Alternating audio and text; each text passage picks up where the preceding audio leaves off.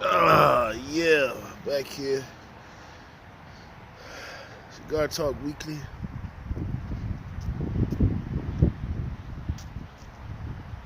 Yeah, With my pops, Miami. I was telling you earlier, I realized that I'm a part of living black history, somebody my age. Today, the reason I thought about it today, because today is the anniversary of the Edmund Pettus Bridge, where the cops in Alabama beat black people viciously because they were just demonstrating, trying to get their rights to vote. I was about 15 or 16 at that time, and it was quite stressful. As a young black man coming up in the South, these kind of things were very, very real. That the Klan could come to your house, the Klan could come pick you up, could do all kind of things to you. That was one thing. Another thing I was remembering today was the assassination of Dr. King. I was in college at that particular time, and I got trapped on campus. It was like we were under assault. Bullets going around our heads everywhere. It was like the cops had put the campus under some type of assault. And I went to a black college. Another thing is a lot younger. I was a lot younger, was when the Emmett Till was killed.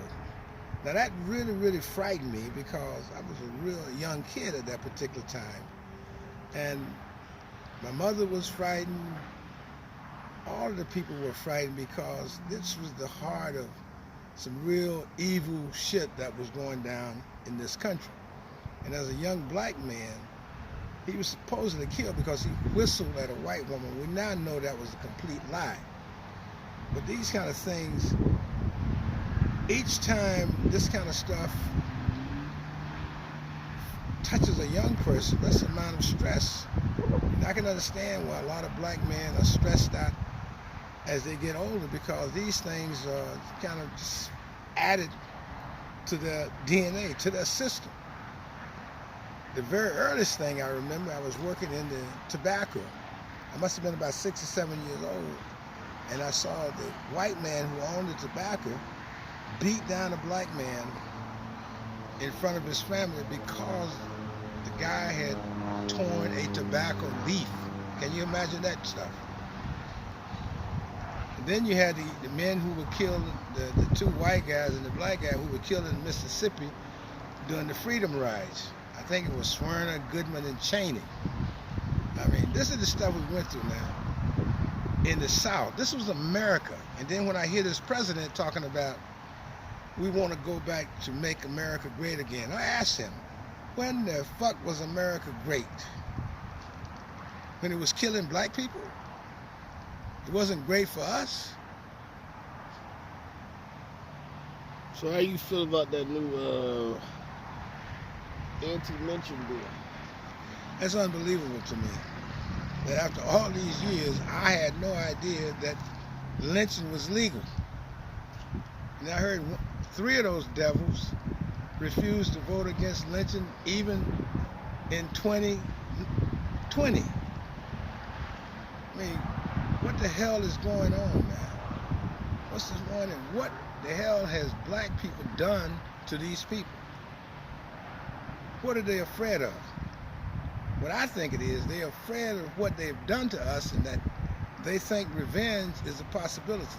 That's not a part of black people's DNA.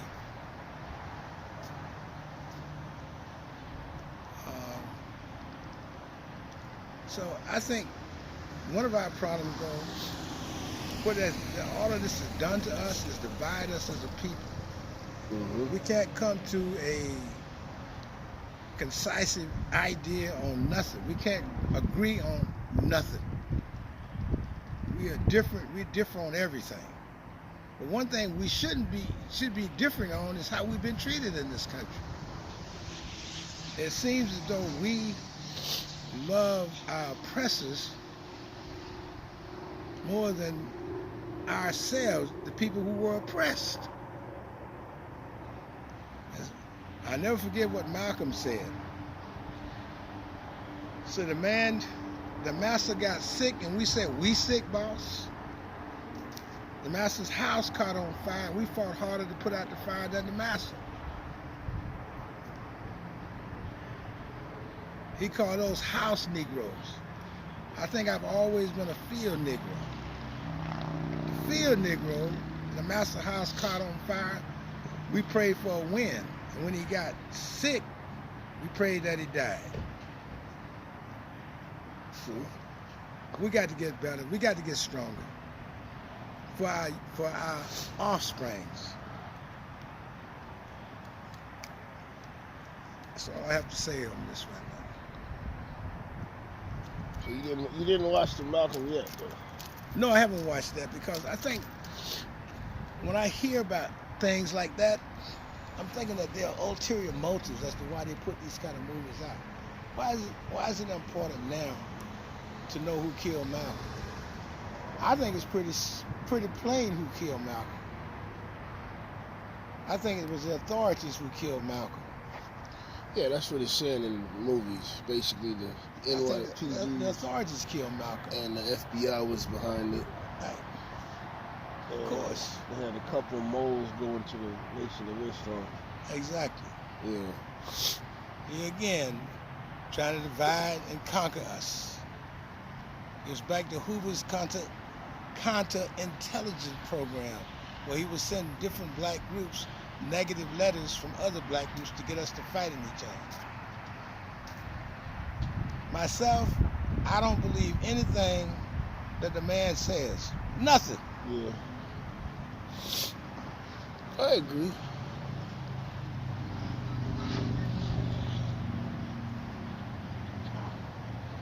So how do you feel about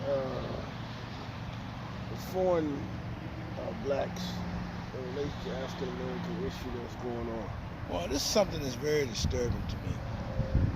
It's disturbing to me for the simple fact that we all came from Africa as slaves, whether you're foreign, whether you're native born. And it's unfortunate if any blacks out there feel that they are different or better. We aren't different or better. We got to understand that we were treated like tomatoes, watermelons. Wherever blacks were needed, that's where they dropped us off. Nobody's special. And it's sad that we have to divide ourselves like this. You know, all of our ancestors were slaves. Yeah. True.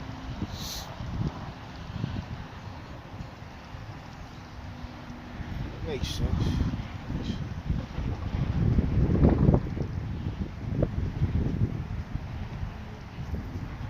What cigar you smoking? I found this one. I ran out, but I found this is the Lunatic. This is a Lunatic. Started off smoking. I like the large ring gauges. I didn't like the cigar at the beginning because the taste was bad. It would unravel, etc., etc. But it did a better job to it, and I love the taste. And it's a large ring gauge. It tend to last a long time.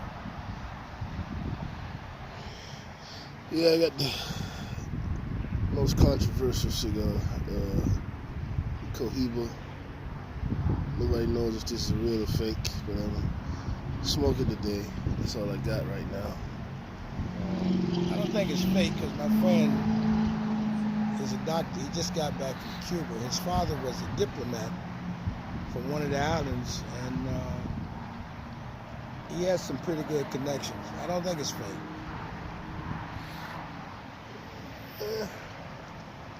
It's got a tough draw on it, so I don't know. Try to make it through it.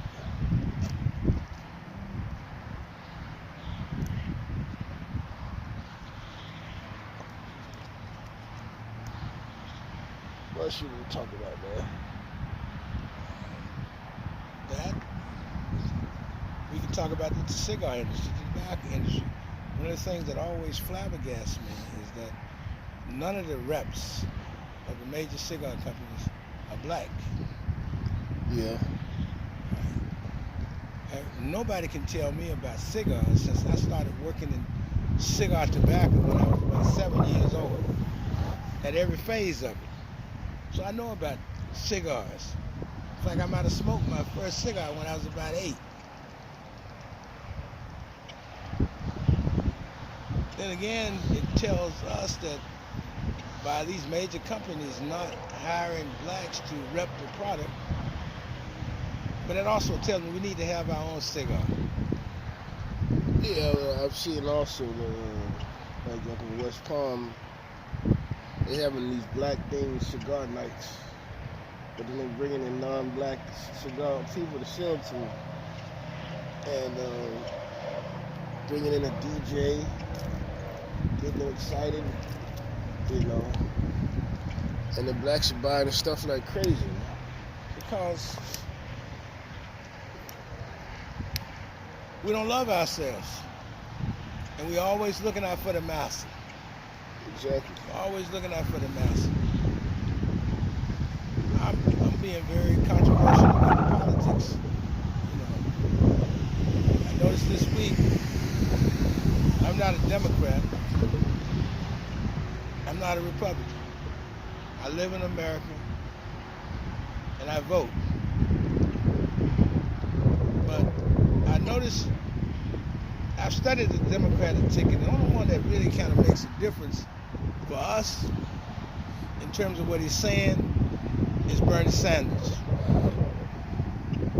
Bernie Sanders is saying some pretty revolutionary stuff. And I noticed this week, every network went into fast mode to destroy Bernie Sanders because they wanted Joe Biden to win. Why do they want Joe Biden to win? Because Joe Biden is Mr. If you vote for me, everything gonna stay the same. Pretty much. What I mean by that, we're gonna still have our Negroes happy. They're not gonna want anything else. And when was Joe Biden involved in the struggle? At least with Bernie Sanders, he's been there since Dr. King and before that. And he tends to say things that are truthful. But you got to be careful. You got to understand something, guys. Whether it's MSNBC, CNN, Fox, all of them are owned by very, very wealthy people. And if they're very wealthy, why the hell are they going to tell the masses the truth? As my pops told me, a very wise black man from Mississippi said, listen, whatever they tell you, don't believe it. Whatever you read from them, make sure you read between the lines, because there's nothing in there for you that's good. Yeah. So, black people, you're going to have to become intelligent. Look at this stuff hard. Who wants to stay in the same position every time there's an election? They kiss the babies. Yeah. They come in. You go to your churches.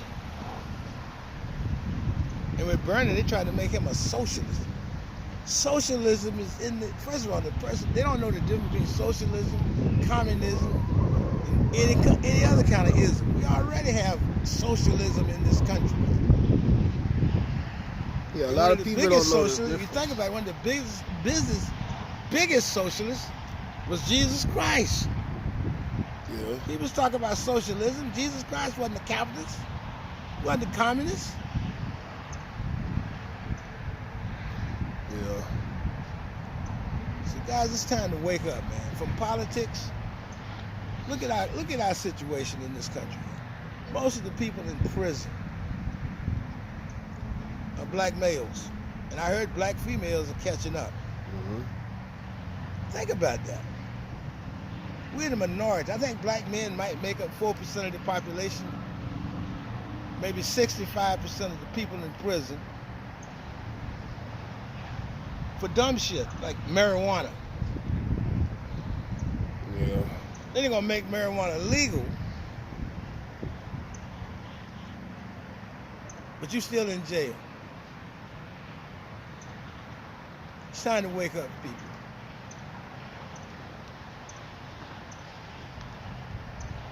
And stop dividing yourselves by ideologies, by religion. Yep. When this man comes to shoot or kill us, he doesn't ask you which island you from, which city you from, what religion you believe in, what's your ideology. He's killing you for one reason. You got a black skin. Exactly. So remember that. And start to buy from one another. Start to shop with one another. Yeah. All right. That's the biggest problem.